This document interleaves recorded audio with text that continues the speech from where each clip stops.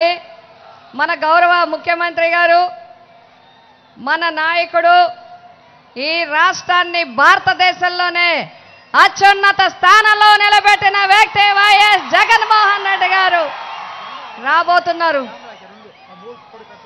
దయచేసి నమస్తే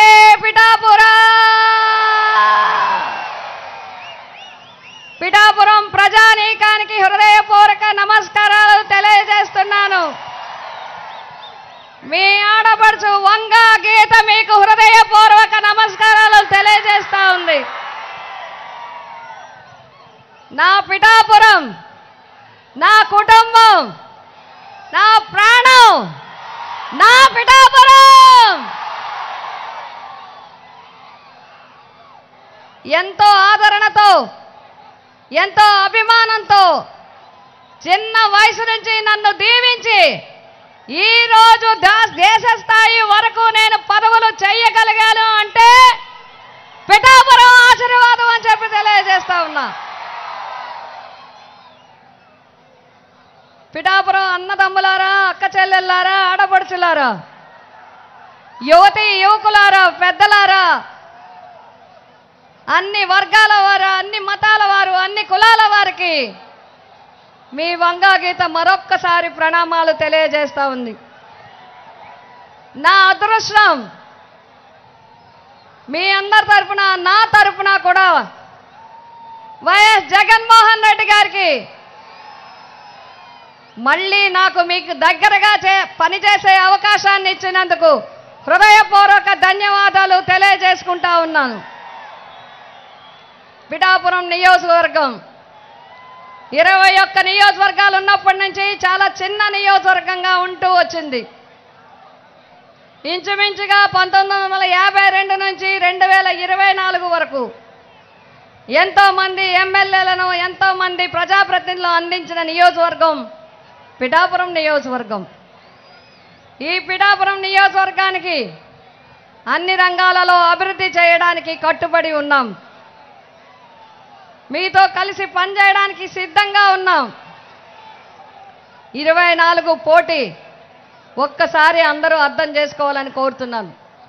2024 పోటీ 2019 తర్వాత ప్రజల జీవితాల్లో వెలుగులు వచ్చాయి, పేదల జీవితాల్లో వెలుగులు వచ్చాయి, పేదల జీవితాల్లో గౌరవం వచ్చింది, పేదవాడికి వాయిస్ వచ్చింది, పేదవాడి ఇంటికే పథకం వచ్చింది, పేదవాడి తలుపు కొట్టి పథకం ఇచ్చే కార్యక్రమం వచ్చింది. ఇదంతా పెద్ద మనసున్న వ్యక్తి, మంచి మనసున్న వ్యక్తి, మానవతా దృక్పథంతో ఉన్న వైఎస్ జగన్మోహన్ రెడ్డి గారి వల్ల వచ్చింది. అసలు పేద ప్రజలకి ఆరోగ్యం బాగోపోతే కేవలం ప్రభుత్వ ఆసుపత్రులు తప్ప మరో దిక్కు లేదని విధానం.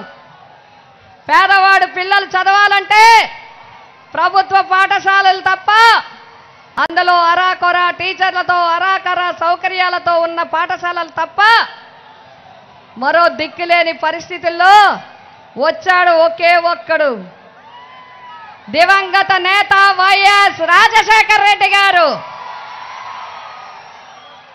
ఆరోగ్యశ్రీ విద్య ఫీజు రియంబర్స్మెంట్ ఇచ్చారు. ఈరోజు మన సీఎం గారు మళ్ళీ సీఎం, మళ్ళీ సీఎం, మళ్ళీ సీఎం, కాబోయే సీఎం, కాబోయే సీఎం. గాలి తిరిగింది, హోరు పెరిగింది, జోరు పెరిగింది. వైఎస్ జగన్మోహన్ రెడ్డి గారు మళ్ళీ సీఎం కాబోతున్నారు. ఈ పిఠాపురం నియోజకవర్గ ఎన్నికలకు సంబంధించి నేను కొన్ని విషయాలు మీతో షేర్ చేసుకోవాలనుకుంటున్నాను, మీ అందరికీ చెప్పాలని అనుకుంటున్నాను. ఈ కొద్ది రోజులుగా ఈ ప్రచార కార్యక్రమంలో జరుగుతున్న వివరాలు మీ అందరికీ వివరించాలని అనుకుంటున్నాను.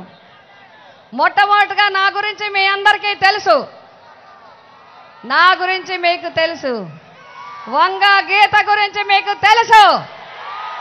వంగ గీత అంటే అందుబాటులో ఉండే వ్యక్తి, అందరితో ఉండే వ్యక్తి, ఎప్పుడు పిలిస్తే అప్పుడు వచ్చే వ్యక్తి, ఎప్పుడైనా అందుబాటులో ఉండే వ్యక్తి. మీ ఏ కార్యక్రమం ఉన్నా కూడా పిఠాపురం ప్రజలకి నిరంతరం మీకు సేవ చేసుకునే వ్యక్తి.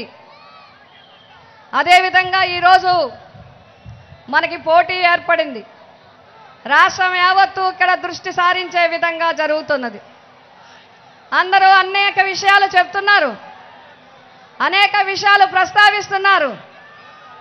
మొదటి నుంచి నిన్నటి వరకు కూడా చాలా విషయాలు చెప్పారు, చాలా విషయాలు ప్రస్తావించారు, చాలా విషయాలు తెలియజేయడం జరిగింది. ముందు నేను వాటి జోలికి పోవటం లేదు. నేనేం చేస్తానో చెప్పాలి కదా, నేనేం చేయగలనో చెప్పాలి కదా, నేను మీకు ఏం చేస్తానో చెప్పాలి కదా. ఆ భగవంతుడు నాకు ఆయుష్ ఇవ్వాలి కానీ ఆఖరి ఊపిరి వరకు పిఠాపురం గురించే పనిచేస్తానని చెప్పి మీ అందరికీ తెలియజేస్తా ఉన్నా. మీకోసం పనిచేస్తాను, మన కుటుంబం కోసం పనిచేస్తానని చెప్పి నేను తెలియజేస్తా ఉన్నాను. మనకి చాలా కొన్ని సమస్యలు ఉన్నాయి. ప్రధానమైన సమస్య ఏలేరు సమస్య. ఏలేరు సమస్యని పరిష్కారం కాకపోవడానికి కారణాలేంటో ఇప్పుడు చెప్పాల్సిన అవసరం లేదు. దానికి సమయం వస్తుంది. ఆ జీవోలు ఎలా ఎలా మారి ఎలా ఎలా అయ్యాయో వివరించే టైం వస్తుంది, అప్పుడు వివరిస్తాం. కానీ నేను ప్రజానీకానికి, పిఠాపురం ప్రజలకి, పిఠాపురం రైతులకి ఒకే ఒక్క మాట ఇస్తున్నాను. నేను మా జగన్మోహన్ రెడ్డి గారి యొక్క అనుమతితో తప్పకుండా మళ్ళీ జగన్మోహన్ రెడ్డి గారు ముఖ్యమంత్రిగా అయిన వెంటనే ఫేజ్డ్ మేనర్లో ఏలేరు ఎత్తిపోతల పథక ఆధునీకరణకి తప్పనిసరిగా చర్యలు తీసుకునేలాగా నేను ఎంపీ గారు కృషి చేస్తామని చెప్పి తెలియజేస్తున్నాం. అదేవిధంగా మాకు మత్స్యకార సోదరులందరూ ఉన్నారు, మీ అందరికీ కూడా నేను తెలియజేస్తా ఉన్నాను.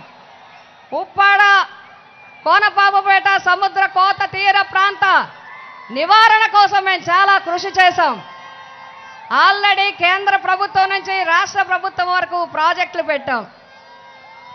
తొందరలోనే వాటిని కూడా మేమిద్దరం కలిసి తప్పకుండా పరిష్కారం చేస్తామని చెప్పి మీ అందరికీ తెలియజేస్తా ఉన్నాం.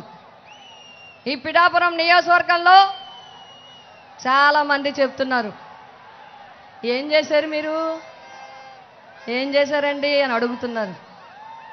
ఏం చేయలేదో చెప్పండి, ఏం చేయలేదో చెప్పండి.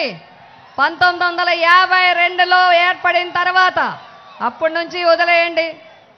2009 నుంచి ఈ నియోజకవర్గంలో ఏం జరిగిందో లెక్కలు చూసుకోండి. వాట్సాప్లు ఉన్నాయి, ఫేస్బుక్లు ఉన్నాయి, సమాచార చట్టాలు ఉన్నాయి, జీవోలు ఉన్నాయి, అనేక కార్యక్రమాలు ఉన్నాయి. అప్పటి వరకు పిఠాపురం నియోజకవర్గం ఒక నియోజకవర్గాల్లో ఒక నియోజకవర్గం మాత్రమే.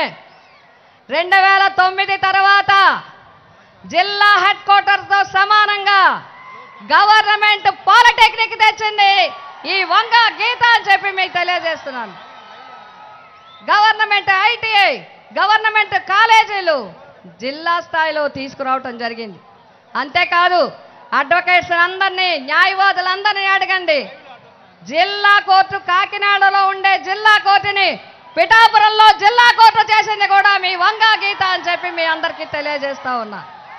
అంటే పిఠాపురం నియోజకవర్గాన్ని జిల్లా స్థాయికి తీసుకువెళ్ళడం జరిగింది. తర్వాత రాష్ట్ర స్థాయికి, మీకు తెలుసా, పిఠాపురం నియోజకవర్గాన్ని రాష్ట్ర స్థాయికి తీసుకెళ్ళాం. రాష్ట్రంలో 2 టూరిజం కాలేజీలు ఉన్నాయి, ఒకటి తిరుపతి, 2 పిఠాపురం అని చెప్పి మీ అందరికీ తెలియజేస్తా ఉన్నా. అంతేకాదు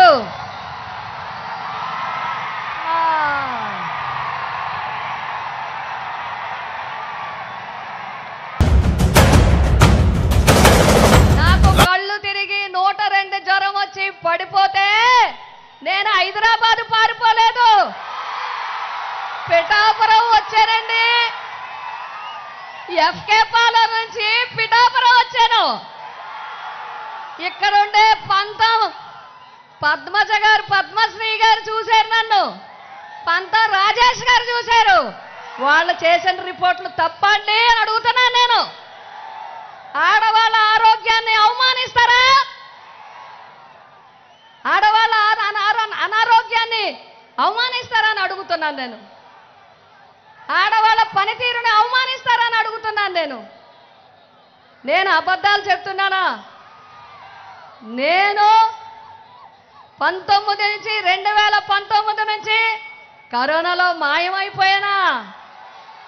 ఎక్కడ ఉన్నారు బాబు మీరు? విరవాడ పెద్ద పెండలం దుంప రైతులను అడగండి. ఎవరు కొనిపించి ఒరిస్సాకి పంపించారో అడగండి. చేబ్రోలు పట్టు రైతులను అడగండి. వంగా గీత వచ్చి వారికి ఏం చేసిందో అడగండి. పళ్ళ రైతులను అడగండి. కాయగూర రైతులను అడగండి. పువ్వుల రైతులను అడగండి. మరి పేషెంట్లను అందరినీ అడగండి. మీకేం తెలుసు? మీకేం తెలుసు అని అడుగుతున్నా నేను. ఆడవాళ్ళని ప్రశ్నించే ముందు మిమ్మల్ని మీరు ప్రశ్నించుకోండి. కరోనాలో మీకేం తెలుసు?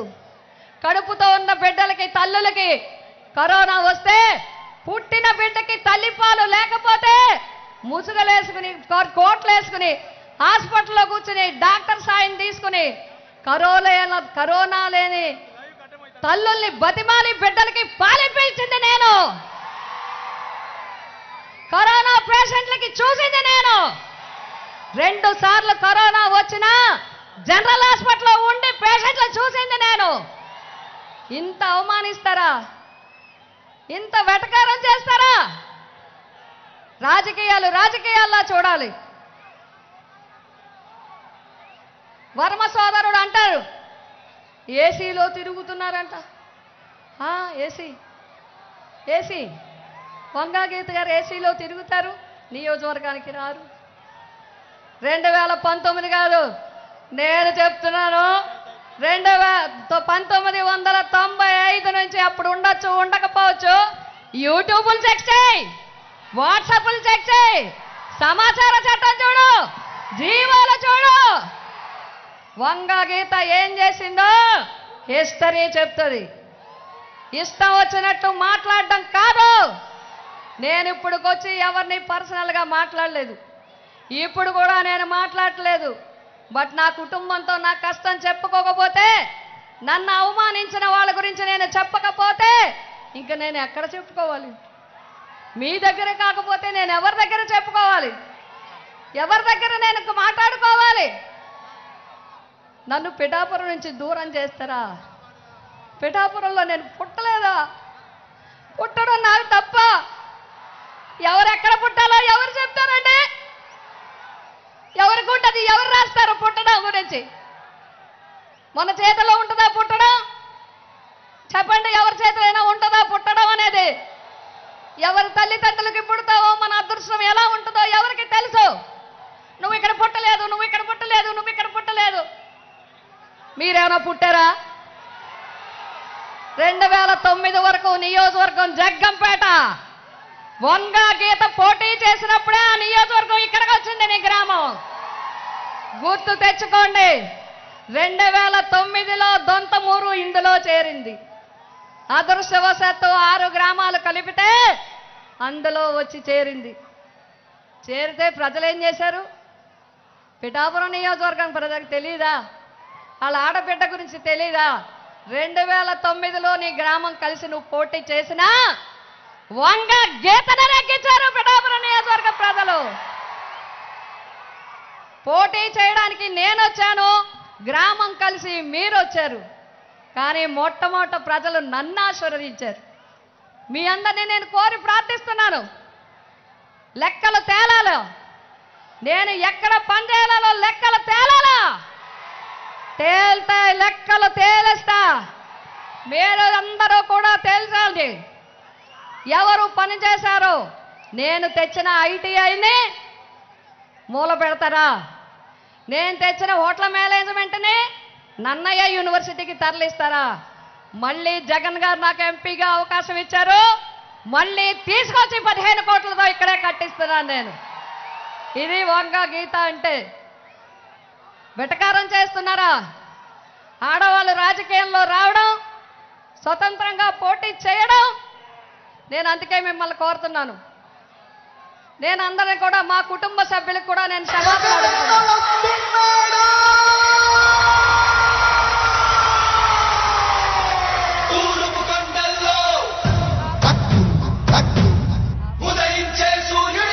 గౌరవనీయులు